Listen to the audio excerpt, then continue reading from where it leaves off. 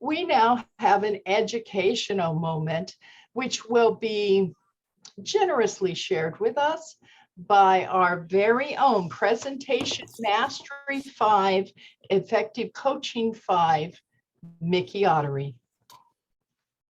Thank you, Madam Toastmaster. Now, one thing I know, I'm going to be preaching to the choir, but it never hurts to hear things repeated.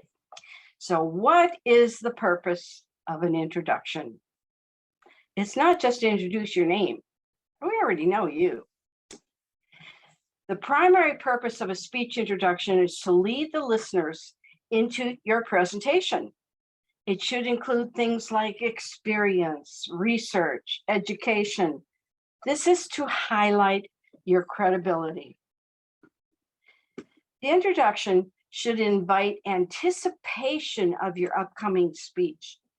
The contents of the speech should never be previewed in an introduction. You want to create curiosity. Speakers are to fill in their introduction in third person on the website's agenda and include the pathway, the level, the project, and the speech title. Speaking of your title, avoid making the title be what you're going to present. So it is not how to change a flat tire. You might think of, where is that manual? You can see the difference because people are thinking, what is she or he going to talk about? Because there's manuals for everything. Try to keep the title to 1 to 5 words. The audience wonders what you will be talking about.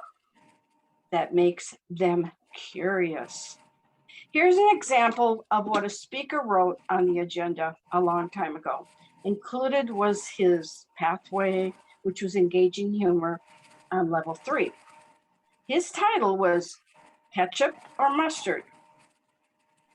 The introduction is read by the meeting Toastmaster. And that person says, as a former food cart owner, this speaker wants you to laugh at the crazy things that happened that even made him laugh. With his title, Ketchup or Mustard, please welcome Engaging Humor 3, Oscar Mayer. I know you're laughing. In the introduction, you heard Oscar's credibility because he used to be a former food cart owner. You are anticipating some funny stories, so you are curious. The final sentence that the meeting Toastmaster reads includes his title, his educational standing, and his name.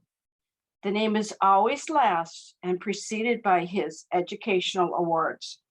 As the name is last, it is easier to remember. So, who writes the introduction? I bet you all know. You know the answer. The speaker. Speakers, be creative with the title and the introduction.